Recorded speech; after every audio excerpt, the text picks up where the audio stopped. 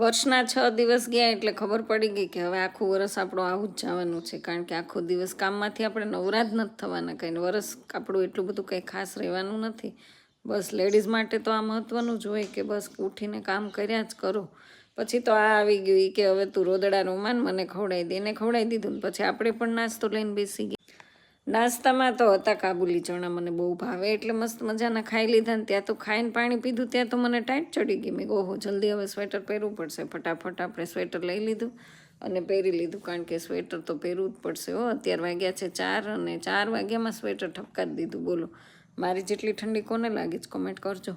પછી તો લઈ લીધું લસણ, કારણ કે 5 સાડા 5 જેવું પાછું થઈ ગયું એટલે મેં કીધું ચાલો વિડીયો એક લઈ લઈએ અને લસણ એ ફોલવા માંડીએ. લસણ છે ને 4-5 ગાંઠિયા લઈએ ને ત્યારે એક ગાંઠિયો માંડ સારો આવે. બોલો, કારણ કે એટલું બધું ખોટું લસણ થઈ ગયું છે ને ફટાફટથી આપણે લસણના ગાંઠિયામાં જેટલી કળી નીકળે એટલી આપણી જ છે ને, એમ કરીને પછી મન મનાવીને ફોલી નાખ્યું. જો આજે મેં આ મારો હોલ છે ને એ કેટલો ક્લીન રૂમ સાફ કર્યો હતો ને, તો સવારની સાફ સફાઈ મારી ચાલતી હતી એટલે આજે હું પૂરો દિવસ થાકી જ ગઈ છું. પંખા લૂછવાના અને બહુ બધું કામ કર્યું મેં. નવરા હોય એટલે આપણે કંઈ નવરા બેસીએ નહીં હોય, એમ તો આળસુડી એટલી બધી હું નથી, કામ તો દોડીને કરું છું.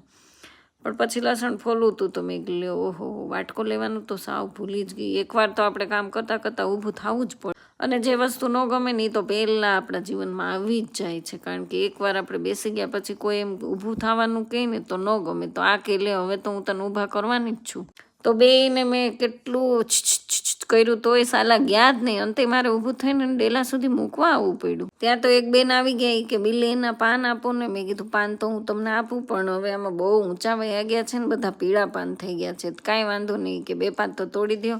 તો હું તો કૂદકા મારીને એને તોડવા માંડી. મેં કીધું અંબાઈને તો આપી દઉં તમને, તમે અહીંયા લેવા માટે આવ્યા છો ને તમને મારે ક્યાં ના પાડવાની.